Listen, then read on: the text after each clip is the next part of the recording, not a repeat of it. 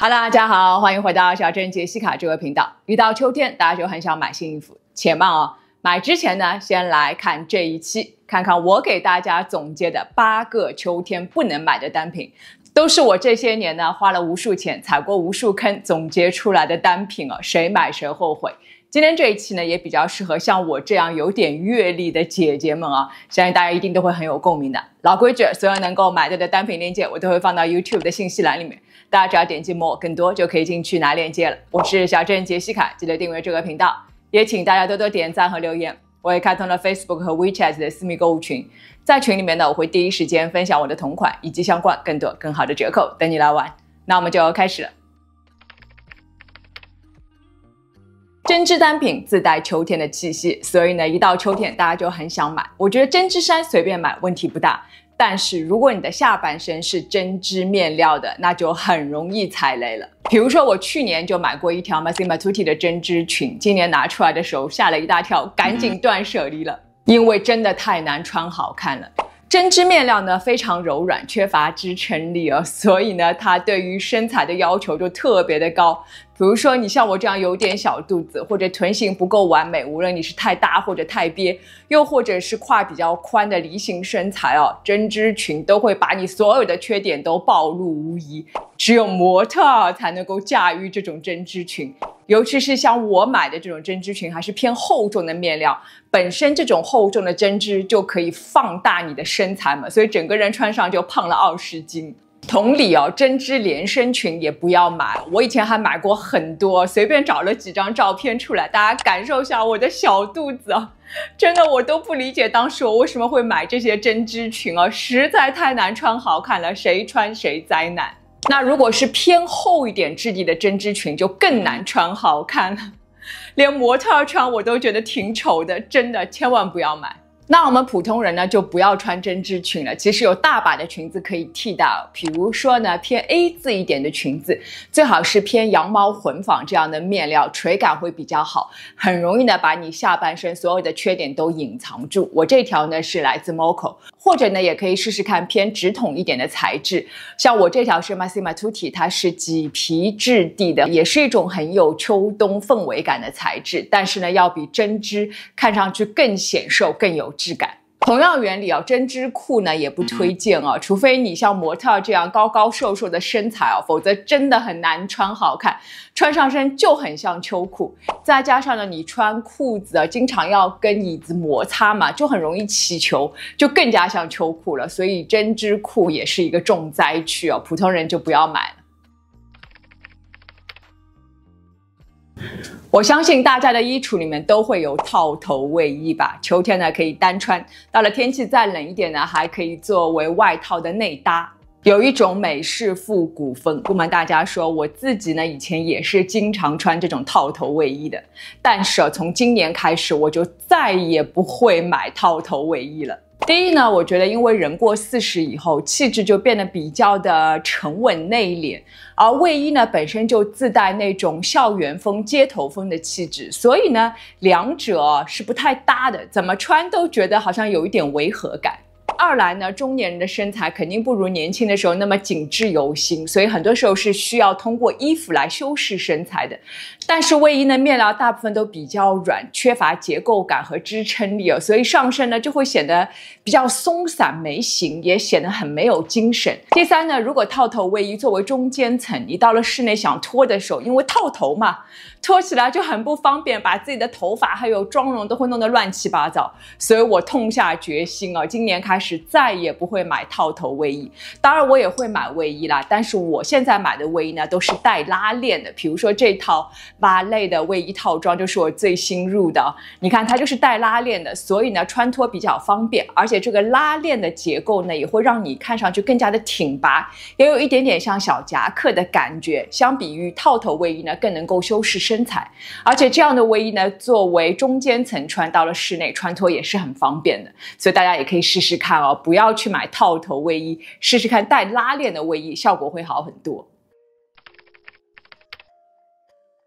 秋天呢很适合叠穿各种西装啊、针织衫，只要内搭一个打底衫就会很有型了。那有些朋友呢就会觉得打底衫嘛，反正穿在里面打底，外面又看不到，那就买便宜的吧，把钱省出来可以买大件。千万不要啊，绝对不要去买太廉价的打底衫。因为啊，便宜的打底衫呢，大部分都是用那种很廉价的化纤，它穿在身上呢，很难能够贴合自己的皮肤。你作为打底的话呢，外面再加一层就很不平整，看上去呢反而会失去质感。而且呢，便宜的打底衫啊，穿2次就会松，洗1次就直接变形了。那你露出来的领口啊，还有袖口松松垮垮的，你无论外面叠什么，只要露出这个松松垮垮的袖口、领口，整个人的质感一下子就下去了，显得很廉价。而且呢，这些打底衫很多时候用的材质比较容易过敏，你贴身穿的时候呢，搞不好就会红肿发痒，而且它不透气。像秋天，比如说现在我们就很热，白天的时候，你穿这种打底衫，你这个气都透不出来，你就会觉得很闷，很不舒服。所以把打底衫千万不要贪图便宜啊！你与其说我花个20块钱买3件，只能穿1季就抛，还不如说你花个50块去买一件好的，最好呢是全棉啊，或者是这种超细美丽诺羊毛这样的打底衫呢，穿起来很舒服，而且可以穿很多年。你看我自己的这几件打底衫，这件白色的我已经穿了很多年，因为很好穿。蓝色这件呢，我也入了同款了，它都是来自 COS 100%的超细美丽诺羊毛。当然不是说要跟我买一样的啦，我只是给大家提供一个思路哦。有的时候呢，花一点点小钱去投资一件可以穿很多年的单品，反而是种变相的省钱。秋风一刮呢，我就会忍不住想去买大毛衣啊，感觉穿上就像裹在了云朵里面啊，就好像变身了韩剧女主角，有没有？我自己就买过一件啊，比如说这件 COS 的巨厚巨大的毛衣啊，但是今年呢，盘点了一下过去的穿搭，发现利用率非常的低，所以我发誓再也不会买这种又大又厚的毛衣了。因为厚毛衣很难穿好看，尤其是那种很粗的那种棒针毛衣，一定要本人就非常非常瘦、扁扁身材的人才能够穿好看。像我这种112斤的身材，穿上整个人就立刻放大3倍哦。人家穿是仙气，我穿就是很臃肿。而且啊，如果当你的毛衣很厚的时候，你外面再要叠加羽绒服或者大衣，你根本叠不上去哦。这就是为什么大家去翻翻那些社交媒体哦，博主们晒出来的这种大毛衣的穿搭，一般都是单穿，几乎不可能外面再叠加衣服，因为叠不上去。但是问题是，你如果单穿的话，天气再冷一点，单穿这样的毛衣会很冷啊。你现在穿没有觉得太热？你说这个毛衣到底应该什么时候穿好呢？更重要的是哦，这种大毛衣的占地面积太大了。像我家里本来就很小嘛，当你在做换季收纳的时候，把它无论怎么卷哦，都是巨大的一坨。你一个格子的基本上1大半都被这件毛衣给占据了。真的有的时候就觉得我恨不得把它赶紧断舍离，因为我实在没有地方存放它。当然了，我不是说不能买啦，你有这个身材，有这个气质，你家里也挺大，而且你出门也不用担心太热或太冷的朋友，尽情的买。像我这样的普通人呢，我觉得还不如多买几件羊绒衫啊，比较轻便，而且适合叠穿，占地面积也不大。相信我，绝对要比买这种大大的粗的厚毛衣要实用很多。都看到这里了，如果还没有关注小镇杰西卡的朋友呢，记得动动手指，打开小铃铛，关注我，就可以看到我随时的更新了。也记得加入我的 Facebook 和 WeChat 的私密购物群哦。那我们就接着往下说。小香风外套呢，永不过时，很多朋友秋天的时候都爱买哦。但是要注意啊，千万不要去买太便宜的小香风外套。我自己以前就踩过雷。请看我这件小香风外套，就是很便宜，但是一看你就觉得真是说不出的廉价感哦。面料呢太薄太软，整个人穿上呢就根本撑不起来，显得特别没有气质。再加上金银线哦，就有一种精致土的感觉。我真的很想要把这张照片给销毁掉。因为粗花呢的好看呢，全部都是在这些费钱的细节上，包括面料的纹理感啊、金银线啊、这种纽扣的光泽度啊等等，这些东西呢，一旦成本不够啊，质感立刻就没有了，上身就变成了淘宝假名媛风啊，反而呢显得特别的劣质和廉价。另外还有一点买粗花呢外套的时候呢，如果预算不够就少买那些彩色，比如说甜腻的粉红色，除非你本身质感就特别的好，否则呢就很容易穿出那种精致土的感觉。还有五颜六色的粗花呢，更是需要避免。不信大家去市场上看看那些质感比较好的粗花呢外套都挺贵的，所以要不就不要买。如果一定要买呢，情愿去花一点钱买一件质感比较好的粗花呢外套。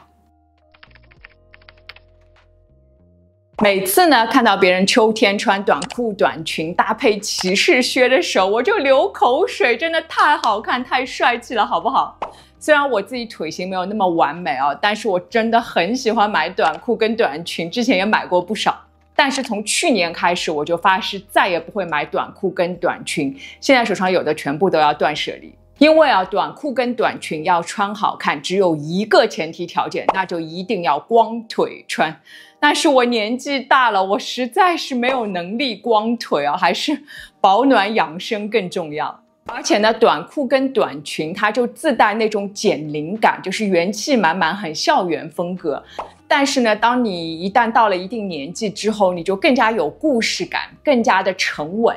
所以你的风格呢，其实跟短裤短裙是很难能够搭配在一起的。所以穿上呢，反而会有一种刻意的装嫩感。所以我从去年开始就决定穿的裙子稍微长一点点，反而呢更显瘦更优雅，也跟我整个人的气质呢就更搭一点。所以不是什么时髦都需要去赶的，短裤短裙就留给适合的朋友吧，我就算了。我以前呢还很喜欢买露肩毛衣，你知道吗？因为我的肩膀呢长得比较平，锁骨也长得比较的好看所以我就觉得，哎呀，你毛衣露出肩膀最瘦的部位露出来，你整个毛衣穿上就不会显得那么臃肿嘛。但是只能说这种露肩毛衣真是美丽废物2年都穿不了一次。因为这种毛衣呢单穿是蛮好看的，但是问题是当你外面一旦加上外套之后，你这个露肩你手臂怎么抬就会很难受。但你如果真的单穿的话，什么季节穿好呢？好像就根本找不出一个季节是能够穿露肩毛衣的。反正要么太冷，要么太热。而这些好看的毛衣呢都不便宜，还挺贵的。那与其这样买一件美丽废物，我觉得还不如攒点钱去买那种经典实穿的羊绒衫如果你的面料足够的优秀，搭配又好的话，照样能够穿出时髦和美丽来的。所以露肩毛衣，我觉得也不要去买它。